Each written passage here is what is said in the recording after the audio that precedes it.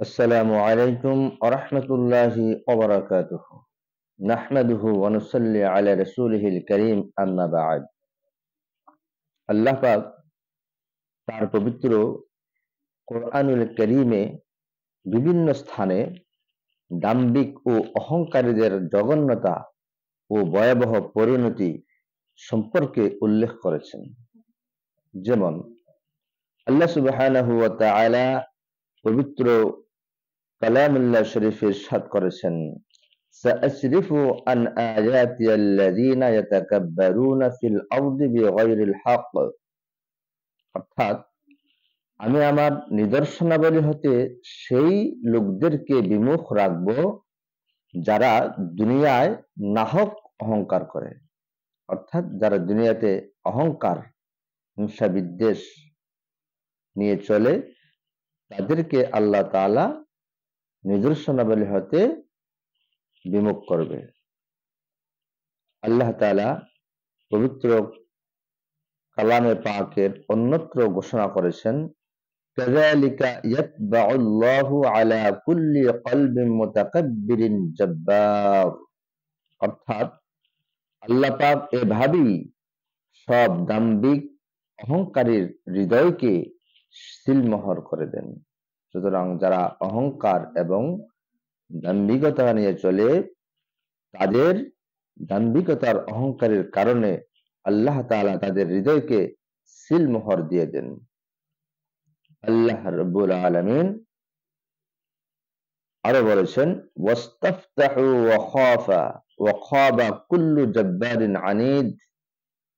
অর্থাৎ রাসূলগণ সিদ্ধান্তের প্রত্যাশা করতে লাগলেন এবং প্রত্যেক অবাধ্য জেদি ব্যক্তি ব্যর্থকাম হলো। আল্লাহ রাব্বুল আলামিন আরো বলেছেন, ইন্নাহু লা ইউহিব্বুল মুতাকাব্বিরিন। নিশ্চয় তিনি দাম্ভিকদেরকে ভালোবাসেন না, অহংকারীদেরকে ভালোবাসেন না। আল্লাহ রাব্বুল আলামিন আরো বলেছেন, লাকাদ ইসতাকবারু ফি আনফুসিহিম ওয়া আতাউ উতুওয়ান কাবীরা। অর্থাৎ তারা তাদের অন্তরে অহমিকা পোষণ করে এবং তারা মারাত্মকভাবে সীমা লঙ্ঘন করেছে। আল্লাহ রাব্বুল আলামিন পবিত্র কোরআনুল কারীমে আরো বলেছেন, ইন্নাল্লাযীনা ইস্তাকবিরুনা আন ইবাদাতি সায়াদখুলুনা জাহান্নামা দাখিরিন।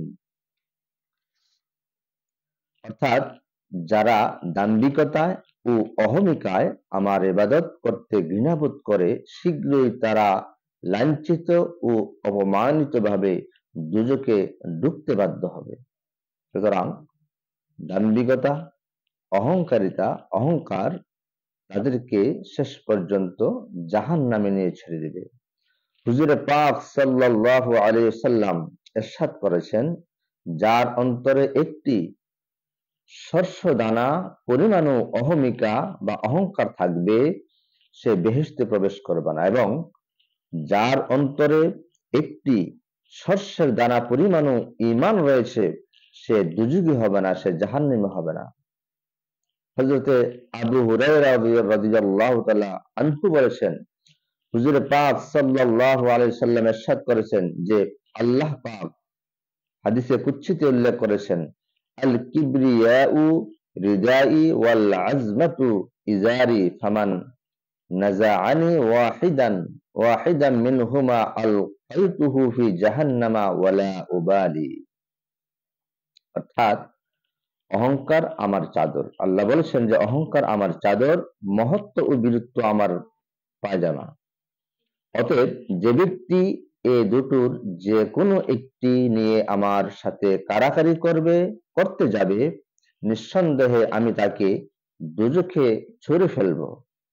হযরতে আবু সালামা ইবনে আব্দুর রহমান রাদিয়াল্লাহু তাআলা আনহু বর্ণনা করেছেন যে একদা সাফা পর্বতের নিকট হযরতে আব্দুল্লাহ ইবনে আমর রাদিয়াল্লাহু তাআলা আনহু এবং হযরতে আব্দুল্লাহ বিন উমর রাদিয়াল্লাহু তাআলা আনহু এর মধ্যে সাক্ষাৎ হলো।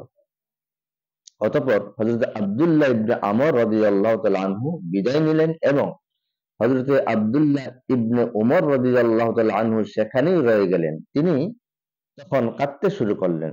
তা দেখে লোকজন তাকে জিজ্ঞেস করলো, হে আব্দুর রহমানের পিতা, আপনি কাঁদছেন কেন? তিনি বললেন, হযরত আব্দুল্লাহ ইবনে আমর রাদিয়াল্লাহু তাআলা আনহু এর একটি কথা শুনে আমি কাঁদতেছি। তিনি বলে গেলেন যে হুজুরে পাক সাল্লাল্লাহু আলাইহি সাল্লাম কে তিনি বলতে শুনেছেন, মান কানা ফি কলবিহি মিসকালু হাববাতিন মিন খারদালিন মিন কিবরিন আকাব্বাহু আল্লাহু ফিন নারি আলা ওয়াজহিহি। অর্থাৎ যার অন্তরে একটি সরষের দানা পরিমাণও অহমিকা থাকবে, আল্লাহ পাক তাকে উপর করে দোজখে ছুড়বেন। হুজুর পাক সাল্লাল্লাহু আলাইহি সাল্লাম বলেছেন, লা ইয়াজালুর রাজুলু ইয়াযহাবু বিনাফসিহি হাত্তা ইউকতাবু ফিল জাব্বারিনা ফায়ুসিবুহু মা আসাবাহুম মিনাল আযাব। অর্থাৎ মানুষ প্রথমত নিজেকে কিছুটা বড় ভাবতে শুরু করে, অতঃপর ক্রমে ক্রমে সে একদিন আল্লাহর দরবারে অহংকারীদের দলভুক্ত হয়ে যায়। তখন তার উপর সেই সব আযাব ও গজব পতিত হতে থাকে যা পূর্ববর্তী অহংকারীদের উপর পতিত হয়েছিল। একবার হযরত সুলাইমান ইবনে দাউদ আলাইহিস সালাম জিন, মানব ও পশু পাখিদেরকে তার সাথে ভ্রমণে যাওয়ার জন্য নির্দেশ দিলেন। তদনুযায়ী তারা প্রস্তুত হয়ে গেল এবং তখতে সুলাইমানিতে আরোহণ করল।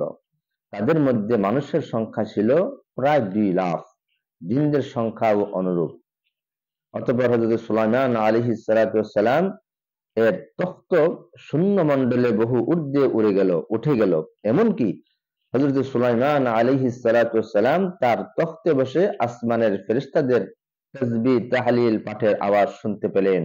অতঃপর তিনি আবার তার তখ্তকে নিচে অবতরণের নির্দেশ দিলেন এবং তা এত নিচুতে পৌঁছল যে তার পদদয়ে সমুদ্রের পানি স্পর্শিত হলো।